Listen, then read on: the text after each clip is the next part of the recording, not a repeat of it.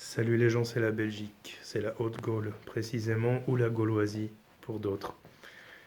Je vais te faire une vidéo où je vais devoir un petit peu prendre des gants parce que c'est un sujet un peu délicat que je vais aborder. On va parler du coronavirus, de mes visions par rapport à ça et de mon analyse entre guillemets aussi par rapport à ça. Alors certains le savent, mais pas tout le monde. Euh, à la base, j'ai une formation de laborantin en biotechnologie.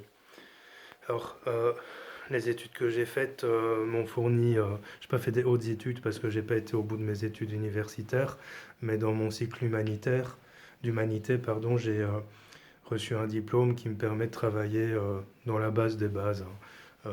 Je suis ce qu'on appelle un laborantin A4 en biotechnologie. Ce serait plutôt moi qui ferais toutes les merdes, genre faire le café, mettre les trucs dans les éprouvettes, sans pour autant faire de recherche. Mais il n'en reste pas moins que mes études étaient orientées sciences et biotechnologie. Donc je peux dire que c'est loin, mais j'ai quand même quelques souvenirs, on va dire, de tout ça, qui me permettent d'analyser la situation actuelle de manière un peu scientifique, on va dire ça comme ça. Alors, on est dans une situation un peu périlleuse, un peu grave. On est dans une situation où on va dire que voilà, il y a un virus qui sort de nulle part, qui se répand sur la planète, qui touche d'abord les Asiatiques, puis petit à petit d'autres populations. Il y a des pays qui s'inquiètent pour leur population parce que certains sujets sont sans doute plus à risque. Vu que nous sommes plus ou moins tous malades, pourquoi? Parce que on bouffe des choses qui sont traitées, on respire un air pollué, etc. Ce qui fragilise en fait notre écologie interne et ce qui fragilise aussi notre immunité. Donc fondamentalement, on est plus ou moins tous sujets à attraper ce genre de virus. Alors vous allez me dire, oui, mais des virus, il y en a beaucoup, il y en a tous les ans. Oui, il y en a tous les ans, sauf que la différence avec les virus qu'on peut connaître, c'est-à-dire le virus de la grippe, etc., c'est que celui-ci mute très rapidement. Très très rapidement par rapport à un virus normal dont les mutations, en général, bon, je vous dis, mes souvenirs sont un peu lointains, mais un virus va muter d'année en année normalement. Le virus classique de la grippe mute annuellement. Il ne mute pas comme ça. Je crois que le coronavirus est à sa sixième ou septième mutation depuis sa déclaration. Le fait qu'il mute rapidement fait qu'en fait, ils vont avoir des difficultés à trouver un vaccin. Alors, le but de cette vidéo n'est pas de vous inquiéter, mais de vous informer. Parce que ça fait partie aussi de mon rôle d'informer les gens. Ce qui est intéressant dans cette situation, ce sont les mesures qui sont prises par les gouvernements. Officiellement, il y a 750-800 morts, 30 000 à 40 000 cas d'infection, à peu près 2500 personnes qui en ont guéri, tout en sachant qu'ils ont annoncé que même les patients guéris ne créent pas forcément une immunité et donc pourraient rattraper le virus. Mais c'est surtout les mesures telles que la France qui a voté une loi de mise en quarantaine en cas de besoin, chose qui est assez rare, voire exceptionnelle, voire s'ils ont voté la loi, c'est qu'elle n'existait pas, donc qu'ils s'inquiètent. La Chine qui a confiné officiellement plus de 60 millions de Français, c'est-à-dire plus ou moins de Français, de Chinois, ça veut dire à peu près la population française. J'ai pu lire à gauche à droite que les chiffres réels seraient 400 millions, mais j'ai pas de preuves, donc je vais pas m'avancer là-dessus. La plupart des pays ne délivrent pas, ne desservent plus la Chine, refusent l'entrée des Chinois sur leur sol, etc. etc. Bon, vous le voyez comme moi, ils créent une ambiance anxiogène autour de ça, mais moi je fais la part des choses.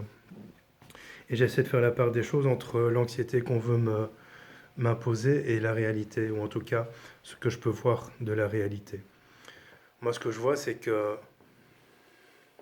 la situation est hors de contrôle. Il y a pénurie d'équipements de... Enfin, l'OMS en tout cas a déclaré pénurie d'équipements de protection, pénurie mondiale d'équipements de protection. Et apparemment c'est un peu hors de contrôle pour la Chine. Alors je le disais, on ne peut pas comparer ça au virus de la grippe qui d'une part a un taux de mortalité de 0,1%, par rapport au coronavirus qui actuellement a un taux de mortalité de 2%. Tu viens de dire 2%, c'est rien. Ça fait 2 personnes sur 100. C'est peu techniquement, mais par ailleurs, sur une population de 60 millions de personnes, tu fais le compte, hein, ça fait plusieurs millions de morts. Ouais, je tourne en rond, j'avais pas envie de rester assis pour faire cette vidéo. Si je te donne le tournis, désolé. Par ailleurs, le virus de la grippe a une mutation annuelle, comme je le disais, et pas une mutation aussi rapide. Et puis pour le virus de la grippe, on a des vaccins qu'on peut adapter d'année en année selon le génome du virus quand on le découvre. Ce qui n'est pas le cas ici avec le coronavirus. J'ai, il y a 2-3 jours, vu une vidéo, enfin 2 vidéos en fait, en 2 parties plutôt, d'un gars qui fait sur sa chaîne YouTube des extrapolations. Que se passerait-il si? Que se passerait-il si? Que se serait-il passé si? Etc. Et là, il a fait en juillet 2018 une vidéo qui s'appelle Que se passerait-il si une pandémie touchait le monde? À peu de choses près, il est dans le juste à presque 100%. Je ne vais pas dire que... Je mettrai le lien de la vidéo dans la description. Je ne vais pas dire que les États nous mentent. Je pense que c'est normal, entre guillemets, pour un État d'éviter les vents de panique. Mais je pense aussi que toute la vérité n'est pas forcément dite. Pourquoi?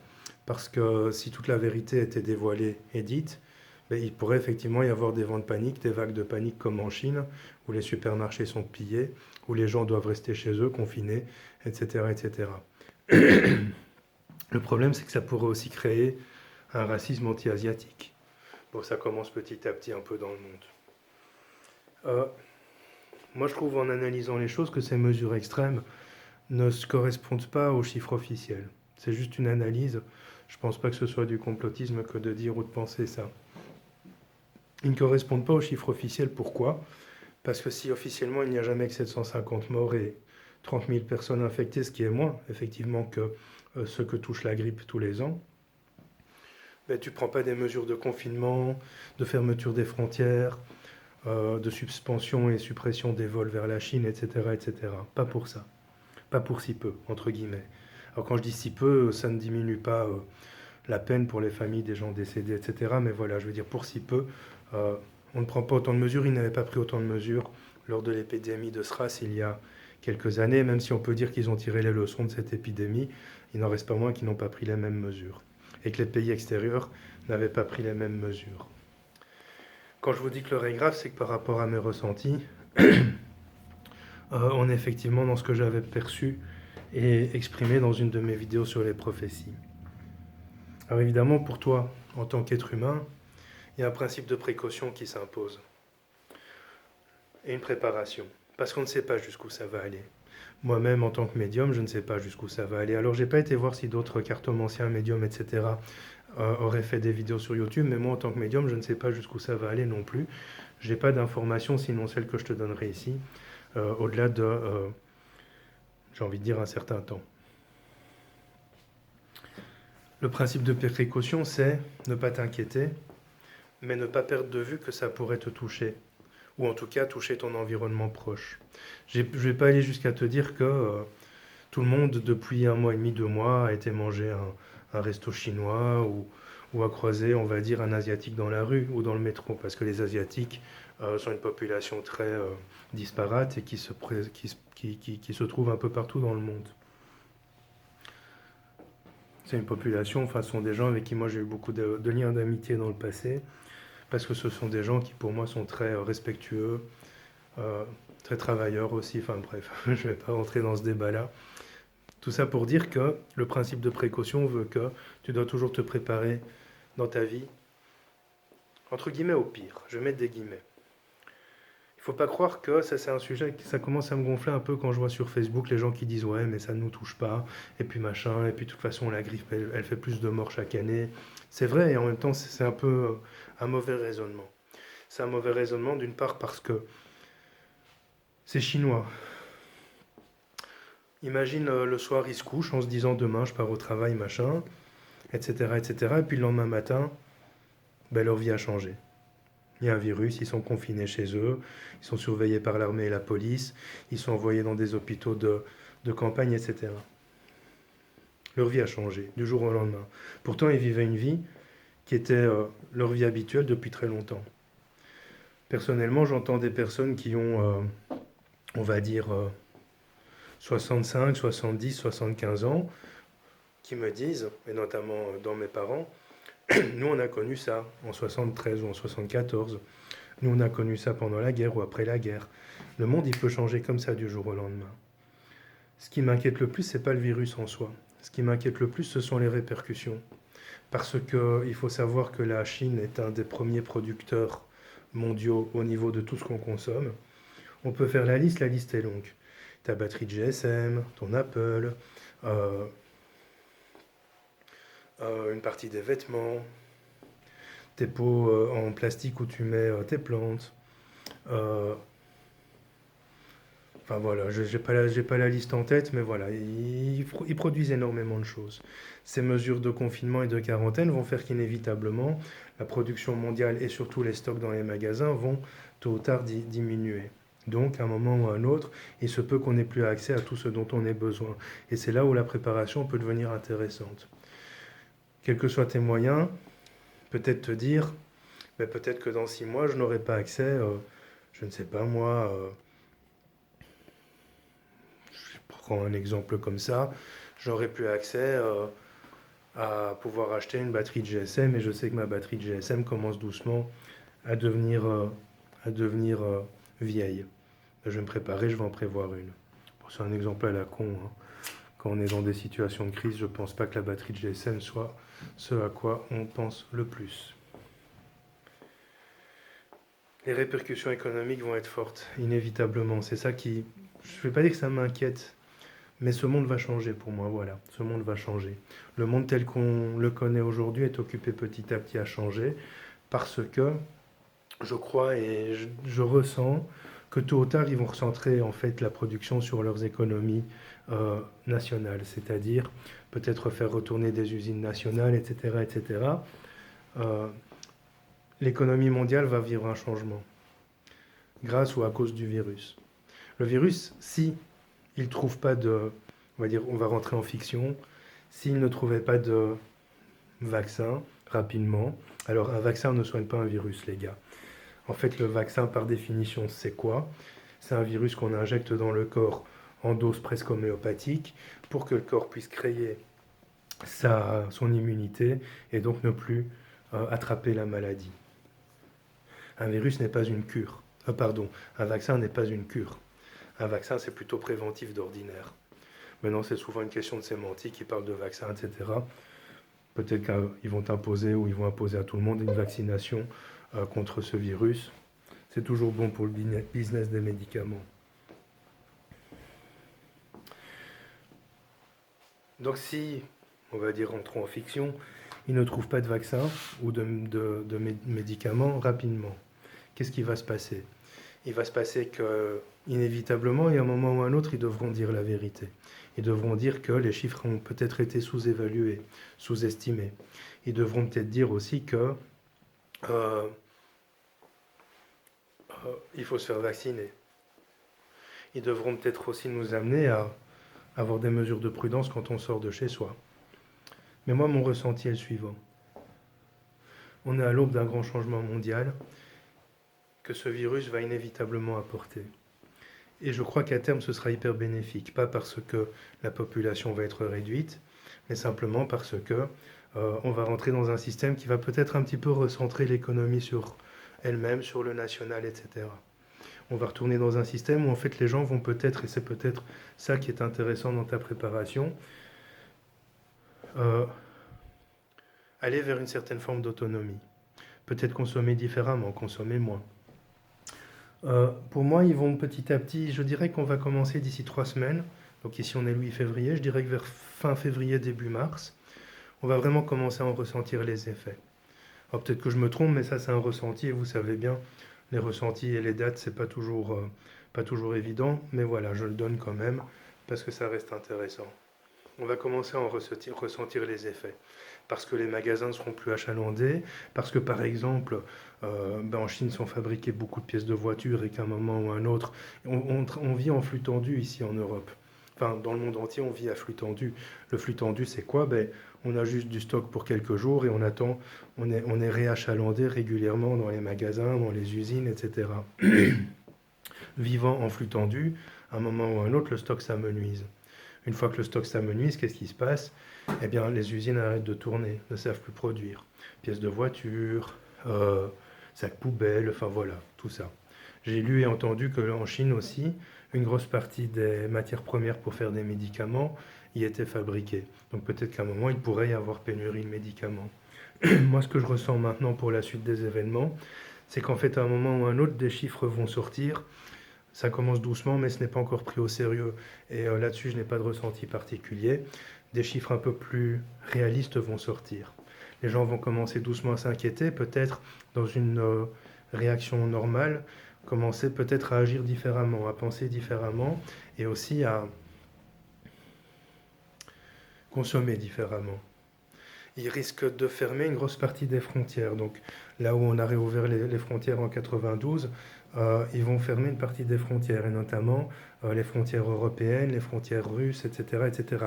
Alors aujourd'hui, ce n'est fermé que pour la Chine. Les Chinois ne peuvent plus entrer ou sortir, la Chine n'est plus desservie par certains vols, ou par la plupart des vols, mais à un moment, ils vont fermer les frontières, entre guillemets, mondiales. Donc il y aura de plus en plus de difficultés à rentrer ou sortir de chez soi.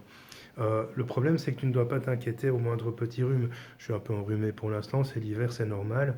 Je ne m'inquiète pas pour autant parce que je suis habitué d'être un peu enrhumé. Puis voilà, je prends des vitamines, je prends des compléments alimentaires et dans une semaine, ça ira mieux. Ce qui va se passer, c'est qu'il pourrait y avoir pénurie de médicaments genre l'oscillococylum et ce genre de trucs. Je pense, et je suis presque quasi sûr, parce que je l'ai ressenti, que il risquerait de y avoir une imposition de vaccins. Euh, Pourquoi? Ben parce qu'inévitablement, la pandémie va faire que tout le monde va avoir peur et que en fait, les gouvernements pourraient à un moment ou à un autre euh, imposer que les gens se vaccinent pour éviter que la pandémie ne se répande.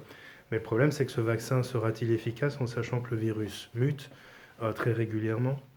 Je ne sais pas. Quoi qu'il en soit, j'ai envie de vous dire, ne vous inquiétez pas, mais soyez quand même dans le principe de précaution. Euh, ne commencez pas à, ne commencez pas à paniquer, ça sert à rien. En fait, la panique ne résout rien. La panique empêche de penser clairement. La panique empêche de se mettre en place. On est dans un système où effectivement on dépend énormément grâce à la mondialisation ou à cause de la mondialisation, où on dépend énormément des pays asiatiques. Et donc inévitablement, à un moment ou à un autre, on pourrait ne plus trouver ce dont on a besoin et qu'on utilise régulièrement. Est-ce une raison de paniquer? Alors j'ai envie de te dire, si tu as des médicaments, des traitements urgents et que tu es obligé de prendre tout le temps, il vaut peut-être mieux penser à faire un petit stock, au cas où, tu vois, au cas où. Moi, il y a quelques années, je m'étais préparé à, entre guillemets, j'allais dire une guerre, mais ouais, en fait. Et en fait, ça m'a amené à réfléchir autrement, c'est-à-dire que aujourd'hui, je vais pas dire que j'ai de quoi vivre pendant des mois, mais voilà, je réfléchis autrement dans ma consommation, en essayant de diminuer ma consommation, en essayant de faire des choses moi-même, par exemple des pâtes, etc. C'est peut-être une manière intelligente d'agir aussi. Bon, cette vidéo est un peu, elle est pas confuse, mais voilà, l'idée c'est de te faire comprendre qu'en fait, voilà, on est exactement dans ce que j'avais pressenti et reçu comme information dans mes prophéties 2020, un nouveau virus pour lequel il n'y aurait pas de traitement, qui ferait son apparition. Euh, la suite, ben, je crois que vous la connaissez aussi, il ne faut pas se voiler la face, il ne faut pas faire le bisounours en se disant ils vont trouver une solution. La vie, elle peut changer du jour au lendemain. Et c'est pas pour autant qu'ils vont trouver une solution rapidement. Il faut parfois plusieurs années. Regardez, ça fait combien de temps qu'ils cherchent un antidote au sida. Ils ont trouvé des subterfuges. Ils ont trouvé de quoi amenuiser les effets, de quoi endormir la maladie, mais ils n'ont pas trouvé de médicaments, de cure pour le sida. Donc ça fait des années qu'ils cherchent. Donc est-ce qu'ils pourront trouver rapidement quelque chose pour le coronavirus? Alors moi je ne crois pas. Euh, ou du moins j'ai pas de certitude quant au complot mondial, c'est-à-dire Bill Gates, machin, gna gna gna. Je suis presque persuadé qu'en fait c'est un accident de parcours. Ça, c'est un ressenti que j'ai sur moi. Il y en a beaucoup qui disent oui, il y a un laboratoire P4 en Chine, et puis Bill Gates veut éliminer une grosse partie de la population, et puis dans Resident Evil, ils en parlent, etc., etc. Non, moi je crois que c'est un accident de parcours, vraiment. C'est-à-dire que, imagine, il y a un gars qui travaillait sur ce virus dans un laboratoire P4. Par mégarde, il a été infecté, il est sorti. Le soir, il va manger au resto ou en famille. Sans le savoir, il infecte les gens, qui eux-mêmes infectent les gens, qui eux-mêmes infectent les gens. Moi, je suis plus pour cette version des choses. Euh, c'est pas que je suis contre-complotiste ni que je suis complotiste, c'est que je me dis simplement, en fait, un accident, ça arrive. Il n'y a pas que des histoires où on va répandre un virus pour tuer les gens. Non.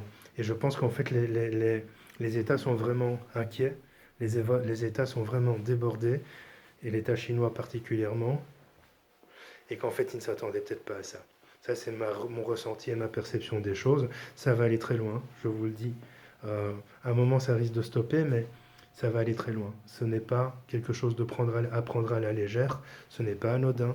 Il faut que tu sois conscient de ça sans pour autant t'en inquiéter, parce que là, on est vraiment à un tournant, que ce soit euh, au niveau sanitaire, au niveau de la santé ou au niveau économique, on est dans un tournant majeur.